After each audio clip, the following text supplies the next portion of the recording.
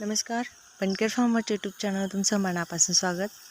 2 दिवसापूर्वी आमच्याकडे भरपूर पाऊस झाला होता आणि तो व्हिडिओ मी आज टाकते। बघू शकता पाईपमधून असं भरून भरून पाणी येत आहे।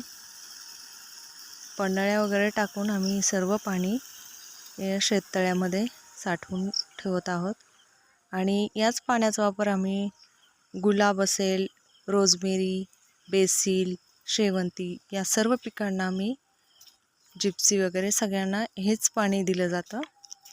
पावसाच्या पाण्यावरती शेती खूप छान येते, पिकांना पण ग्रोथ छान येते। हा आहे गवती चहा, बघू शकता खूप सुंदर वातावरण तयार झालेलं आहे। नवीन असा तर चॅनलला सबस्क्राईब करा, लाईक शेअर करा। भेटूया नेक्स्ट व्हिडिओत। थँक्यू।